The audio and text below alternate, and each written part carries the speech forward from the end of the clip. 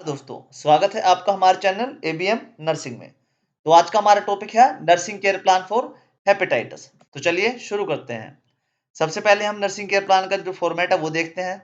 यहाँ पे क्लाइंट का नाम लिखा जाता है, यहाँ पे पेशेंट का नाम यहाँ पे नर्स का नाम लिखा जाता है जो केयर प्लान को इनिशिएट कर रही है, और यहाँ पे डेट लिखी जाती है जब पेशेंट एडमिट हुआ है।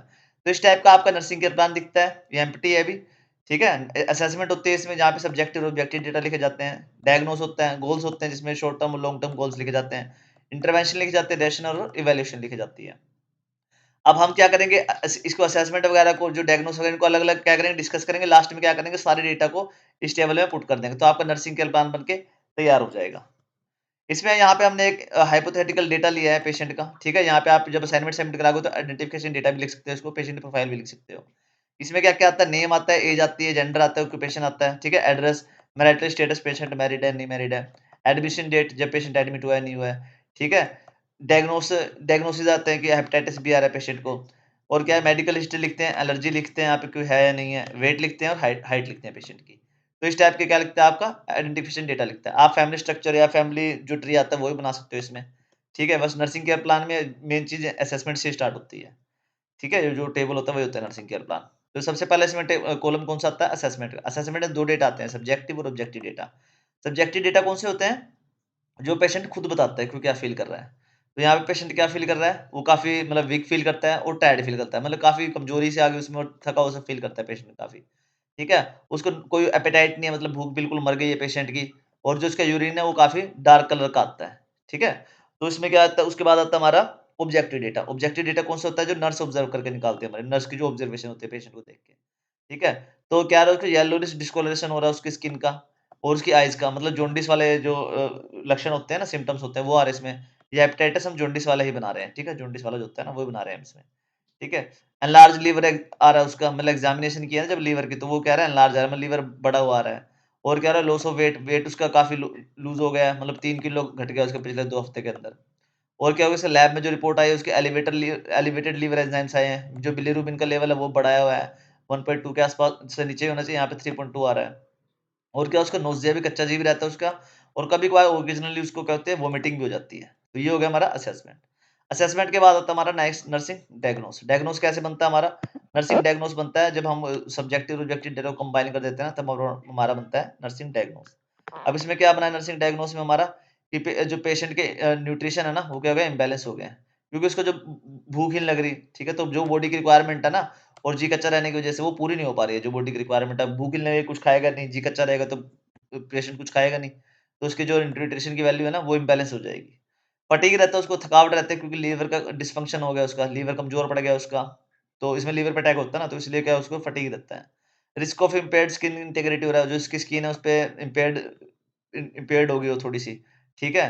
क्यों हो गया, क्योंकि उसको प्रेटिटिस खुजली हो रही है, और क्या हो रहा है, उसको जॉन्डिस हो गया, इस पीली-पीली सी स्किन हो गई, खुजली हो रही है, तो इसकी वजह से जो स्किन है ना, उसकी इंटीग्रिटी पे क्या हो रहा है, रिस्क आ गया है। और उसका नॉलेज डेफिसिट भी है पेशेंट की, नॉलेज नहीं है उसको इतने खास इसके बारे में, जो इन्फेक्शन प्रिवेंशन है वो भी पता नहीं उसका, और लाइफस्टाइल मॉडिफिकेशन है उसके बारे में उसको ज़्यादा नॉलेज नहीं है। अब नर्सिंग डायग्नोस के बाद आता है हमारा गोल्स। अब हम इसमें 2 टाइप के गोल बनाते हैं, शॉर्ट टर्म और लॉन्ग टर्म। अब short term long term goal में हमने क्या बनाया है, कि पेशेंट क्या करेगा, ईट स्मॉल फ्रीक्वेंट मील्स करेगा, ठीक है। मतलब छोटे-छोटे, थोड़ा-थोड़ा खाना खाएगा, और फ्रीक्वेंटली खाएगा, ताकि उसको जो न्यूट्रिशन है वो मिलता रहे उसको, और ज़्यादा लीवर पे फोर्स भी ना पड़े। और क्या करेगा, रिपोर्ट करेगा इम्प्रूव्ड एपेटाइट, और उसकी भूख लगना भी ठीक हो जाएगा। और दूसरा हमने क्या गोल बनाया शॉर्ट टर्म का, कि पेशेंट वर्बलाइज कर पाएगा, समझ पाएगा कि हेपेटाइटिस बी होता क्या है, और उसकी प्रिवेंशन क्या-क्या है। अब लॉन्ग टर्म गोल में हमने क्या बनाया, कि पेशेंट क्या करेगा, स्टेबल वेट को क्या करेगा, मेंटेन करेगा, और जो न्यूट्रिशनल स्टेटस है ना उसका, इम्बैलेंस न्यूट्रिशन हो गया उसका, उसको भी क्या करेगा, मेंटेन करके रखेगा उसके स्टेटस को भी, ठीक है। और क्या करेगा, पेशेंट प्रिवेंट करेगा इसके ट्रांसमिशन को, ये ट्रांसमिशन से मतलब ये फैलता है पेशेंट के नज़दीक जाने से, तो उसको भी क्या करेगा पेशेंट, प्रिवेंट करने की कोशिश करेगा, और एडॉप्ट करेगा जो हेल्दी लाइफस्टाइल्स है ना, वॉक वगैरह हो गई, योगा वगैरह हो गया, अच्छी डाइट हो गया, उस चीज़ को क्या करेगा, अच्छी स्लीप हो गया, उस चीज़ को क्या करेगा, फॉलो करेगा पेशेंट। उसके बाद आता है हमारे इंटरवेंशंस। इंटरवेंशंस में हम क्या लिखते हैं, जो भी हमने प्लानिंग और इम्प्लीमेंटेशन करते हैं वो हमारे लिखे जाते हैं इंटरवेंशन में। तो हम सबसे पहले क्या करेंगे, मॉनिटर करेंगे लीवर फंक्शन, जो टेस्ट है ना वो पेशेंट के क्या करेंगे, मॉनिटर करते चलेंगे। और जो उसके वाइटल साइंस है ना, वो भी हम रेगुलरली क्या करेंगे, मॉनिटर करते चलेंगे, ताकि कॉम्प्लिकेशन ना आए। और क्या करेंगे, हम उसको एनकरेज करेंगे कि स्मॉल फ्रीक्वेंट मील ले, वो छोटे-छोटे खाना, थोड़ा-थोड़ा खाना खाए वो टाइम-टाइम पे, ठीक है, जो कि कार्बोहाइड्रेट से ज़्यादा हो, मतलब फ्रूट्स वगैरह खाए, और लो फैट फैट हो जिसमें, मतलब ज़्यादा तला चिकना वो ना खाए। ओके, तो और क्या करेंगे, उसको प्रोवाइड करेंगे उसको रेस्ट पीरियड, ताकि उसका जो बॉडी है रिकवर कर पाए। ठीक है, और उसकी जो थकावट आती है ना, उसको फटीग रहता है, वो भी क्या उसके उसकी रिड्यूस हो सके। एजुकेट करेंगे पेशेंट को कि वो अल्कोहल वगैरह ना ले, और हेपेटाइटिस जो ड्रग्स आते हैं ना, जो भी चीजें मतलब लीवर पे इफेक्ट करते हैं ना, वो उसको ना लेने के लिए हम क्या करें, उसको एजुकेट करें। जैसे अल्कोहल हो गया या हेपेटाइटिस जो ड्रग्स हो गए, वो लीवर पे क्या करते हैं, इफेक्ट करते हैं। उसको क्या करेंगे, टीच करेंगे हैंड हाइजीन के लिए, कि मतलब आपने हाथ वगैरह धो करना है और सेफ फूड खाना है। वाटर प्रैक्टिस करेंगे ताकि इसके प्रिवेंट करा जा सके इसकी स्प्रेड को, मतलब ये फैले ना कहीं पे भी। आप अपना जूठा पानी वगैरह नहीं देंगे, जूठा खाना नहीं देंगे, और हाथ से की सफाई रखेंगे, इससे वो उसका जो स्प्रेड है ना वो रुकता है। उसके बाद होता है हमारे रैशनल्स। अब रैशनल्स क्या होते हैं, जो भी हमने इंटरवेंशन किया है वो क्यों किया है, वो हमें लिखे हमारे लिखे जाते हैं रैशनल्स में। लोग यहाँ पे रैशनल्स ऐड नहीं करते हैं, बट हमने यहाँ पे ऐड कर रखा है ताकि आपको क्लियरली समझ में आ जाए। मॉनिटरिंग कर रहे हैं हम हर पेशेंट की हर चीज़ की, ताकि डिसीज़ के प्रोग्रेशन को रोका जा सके, ठीक है? मतलब प्रोग्रेशन को पहले से डिटेक्ट करा जा सके, उसके में इम्प्रूवमेंट करी जा सके, मतलब या कोई क्रिटिकल सिचुएशन ना हो, उसको पहले से डिटेक्ट करा जा सके। प्रॉपर न्यूट्रिशन दे रहे हैं उसकी, ताकि उसके लीवर के का रिकवरी हो पाए, और जो मैलन्यूट्रिशन है ना, मतलब जो कुपोषण ना हो पाए पेशेंट को, जो इम्बैलेंस न्यूट्रिशन हो ना, वो ना हो पाए उसके। और रेस्ट कर रहे हैं उसको, ताकि उसकी एनर्जी कंज़र्व रहे, उसकी एनर्जी फालतू की जगह पे खर्च ना हो, और उसकी जो मेटाबॉलिक स्ट्रेस है ना, जो खाना पचाने की जो वो है, उसपे भी ज़्यादा स्ट्रेस ना आए, मतलब उसको ज़्यादा एनर्जी की ज़रूरत ना ही पड़े। अवॉइड करें उसके अल्कोहल और ड्रग्स को, ताकि उसको जो फर्दर लीवर की डैमेज है ना, वो ना हो पाए, क्योंकि लीवर पे अटैक होता है ना इसमें सारा। हाइजीन और सेफ प्रैक्टिस कर रहे हैं, ताकि इसके स्प्रेड ना हो ज़्यादा, जो भी इसको बीमारी हो गई पेशेंट को।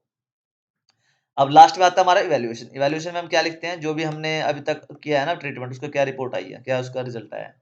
तो पेशेंट क्या कर रहा है, रिपोर्ट कर पा रहा है किसको, इम्प्रूव्ड एपेटाइट को, मतलब उसकी जो भूख है वो अच्छी लग रही है उसको, और जो मील्स है ना, खाना खा रहा है वो अच्छी तरह से कंज्यूम कर पा रहा है वो। और लीवर फंक्शन टेस्ट क्या उसके जो आ रहे हैं, उसके ग्रेजुअल इंप्रूवमेंट आ रहे हैं, उसमें धीरे धीरे इंप्रूवमेंट आती जा रही है। पेशेंट क्या कर पा रहा है, वर्बलाइज कर पा रहा है नॉलेज ऑफ हेपेटाइट, मतलब हेपेटाइट प्रिवेंशन की नॉलेज को ना वो अच्छी तरह से वर्बलाइज कर पा रहा है, बता पा रहा है भाई ये चीजें करनी पड़ेंगी मेरे को। पेशेंट क्या कर रहा है, स्टेबल वेट मेंटेन कर पा रहा है, और जो उसने अल्कोहल है वो भी अवॉइड कर रहा है पेशेंट। ठीक है, तो एट द एंड आपका यहाँ पे जो भी डेटा हमने समझाया वो हमने यहाँ पे नर्सिंग केयर प्लान में यहाँ पे ऐड कर दिया है, तो ये आपका फाइनली नर्सिंग केयर प्लान करके तैयार हो चुका है। अगर आपको इसकी पीडीएफ चाहिए हो या पीपीटी चाहिए हो, तो प्लीज आप मेरे को कमेंट करके बोल सकते हैं।